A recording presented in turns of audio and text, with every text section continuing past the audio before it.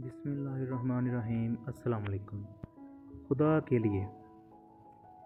अल्ताफ़ गौहर मुल्क के नामवर ब्यूरोक्रेट, दानश्वर और मुसन्निफ़ थे। वो मुल्क के मुख्तलिफ़ हिस्सों में डिप्टी कमिश्नर और कमिश्नर भी रहे और सदर अयूब खान के दौर में फ़ेडरल इंफॉर्मेशन सेक्रेटरी भी थे। वो जनरल याहिया खान के दौर में नौकरी से बर्खास्त कर दिए गए। सहाफ़त ज्वाइन की, लंदन से थर्ड वर्ल्ड रिव्यू और साउथ मैगज़ीन निकाला और आखिर में डॉन अखबार के एडिटर भी बने। वो सन 2000 में इंतकाल कर गए। वो दो वाक़यात को बहुत अहमियत देते थे। जनरल याहिया खान ने इन्हें कैद तन्हाई में रखा था। वो इस कैद तन्हाई को खौफनाक तरीन सज़ा करार देते। वो कहा करते थे, अल्लाह किसी दुश्मन को भी कैद तन्हाई के अजाब से ना गुजारे। दूसरे वाक़े का तल्लुक़ भी कैद तन्हाई से था। वो वाक़या ज़्यादा दिलचस्प था। वो बताया करते, मैं पाकिस्तान के शुरू के दिनों में कराची का डिप्टी कमिश्नर था। मैं एक रात गहरी नींद सोया हुआ था। मुझे अचानक रोने धोने और चीखने चिल्लाने की आवाज़ें आईं। मैं गुस्से से उठा और खिड़की में आ गया। मैंने देखा मेरे लॉन में 10-12 मर्द, औरतें और बच्चे खड़े थे और वो रो रो कर दुहाइयाँ दे रहे थे। मैंने रोने की वजह पूछी। वो बुलंद आवाज़ में बोले, साहब पुलिस हमारे बड़े बेटे को घर से उठा कर ले गई है। हम थाने गए, हमारा बेटा वहाँ मौजूद नहीं। हम CID गए, हमारा बेटा वहाँ भी नहीं। हमें ख़तरा है, पुलिस कहीं इसे मार ना दे। आप हमारी मदद करें। अल्ताफ़ गौहर साहब के बकौल। मैं इस वक्त कैरियर की उठान पर था। मेरे अंदर एक फ़िरौन बैठा हुआ था। मैंने नफ़रत और तकब्बर से जवाब दिया, तो फिर क्या हुआ? तुम्हारे बेटे ने कुछ किया होगा जिसकी वजह से इसे पुलिस उठा कर ले गई। तफ्तीश होगी, वो बेगुनाह हुआ तो छूट जाएगा, वरना सज़ा हो जाएगी। तुम मेरी नींद क्यों ख़राब कर रहे हो? मैंने इसके बाद संतरी से कहा, निकालो इन सब को बाहर। और मैं इसके बाद दोबारा सो गया। इस वाक़े के ठीक 25 साल बाद एक रात पुलिस मेरे घर आई। मुझे बिस्तर से घसीट कर बाहर निकाला, मेरे चेहरे पर चादर डाली और मुझे लाकर कैद तन्हाई में डाल दिया। मुझे कैद तन्हाई के इन दिनों में अपने ख़ानदान के बारे में कुछ इल्म था और ना ही मेरा ख़ानदान मेरे बारे में कुछ जानता था। मेरी बेगम और मेरे बच्चे मेरी सलामती की खबर लेने के लिए सरकारी दफ्तरों में धक्के खा रहे थे। कोई इन्हें जवाब देने के लिए तैयार नहीं था। मुझे अचानक कराची का वो ख़ानदान याद आया और इस वक्त पता चला पुलिस या खुफिया अदारे जब किसी शख्स को उठाते हैं तो इसके ख़ानदान और इस शख्स पर क्या गुजरती है। मैंने फ़ौरन छत की तरफ देखा और इस नामालूम ख़ानदान और अल्लाह ताला से माफ़ी मांगी और ये फ़ैसला किया, मैं बाहर आकर सिर्फ़ और सिर्फ रूल ऑफ लॉ के लिए काम करूँगा। और मैंने फिर ये किया। मेरे सामने बंगालियों के साथ ज़्यादती हुई। मैं इनके साथ खड़ा हो गया।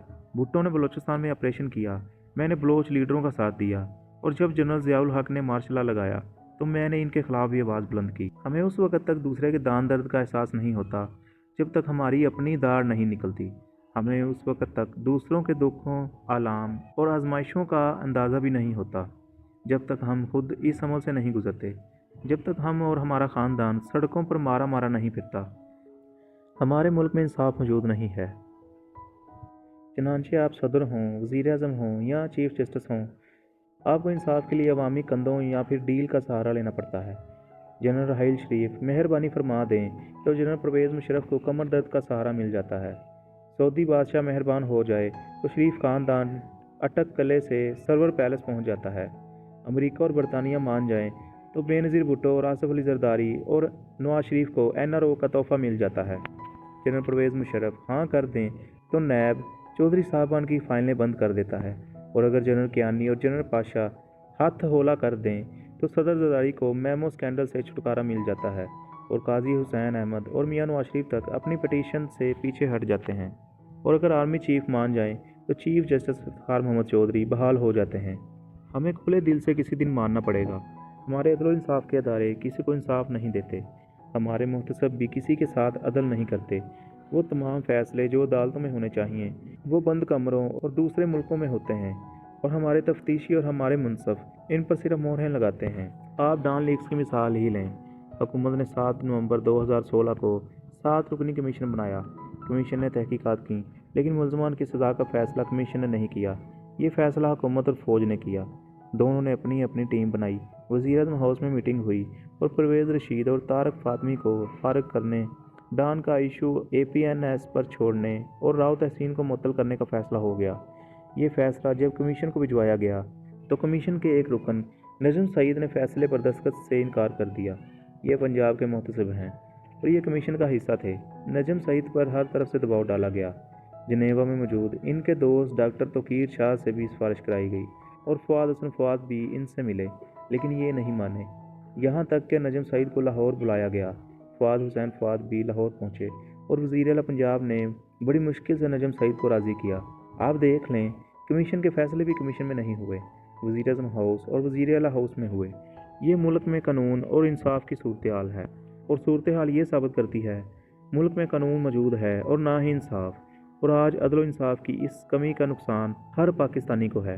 मियाँ साहबान ने अगर मुल्क को इंसाफ का सिस्टम दिया होता तो आज इनके साथ ये ना होता, और आज इमरान खान के साथ भी ये ना होता। आप इसहाक डार की मिसाल भी लें। इसहाक डार 4.5 साल वज़ीर ख़जाना रहे।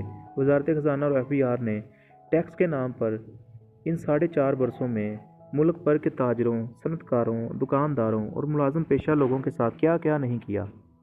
FBR लोगों को नोटिस दिए बगैर इनके अकाउंट्स मुंजमद कर देता था।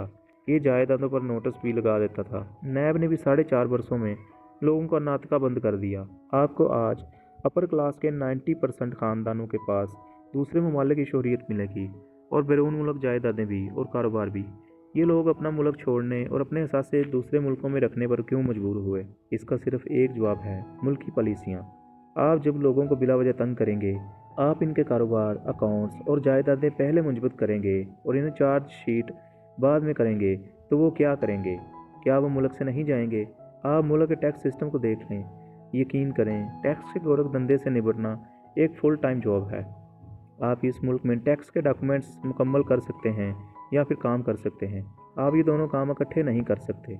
मुल्क का अदालती निज़ाम ज़िल्लत और ख्वारी का ना ख़त्म होने वाला सिस्टम है। अगर आपका कोई केस खुल गया तो फिर आप 2 नस्लों तक ये केस ही भुगताएंगे। आप कोई और काम नहीं कर सकेंगे। चनांचे आज इसहाक डार और मियां नवाज शरीफ को ये एहसास हो रहा है, मुल्क में अगर इंसाफ नहीं होगा तो फिर ये किसी को नहीं मिलेगा। वह आप इसहाक डार या मियां नवाज शरीफ ही क्यों ना हों। आज इन्हें यह भी पता चल रहा होगा, ये जब अंधाधुंध कवानीन बनाते हैं तो लोगों को कितनी तकलीफ़ होती थी, तो लोग अदालतों में कितनी ख्वारी बर्दाश्त करते थे। अगर मुल्क में अदारे और सिस्टम बन गया तो फिर किसी शख्स को दूसरों से ये नहीं पूछना पड़ेगा मुझे क्यों निकाला, और मुल्क में सबको इंसाफ मिल जाएगा।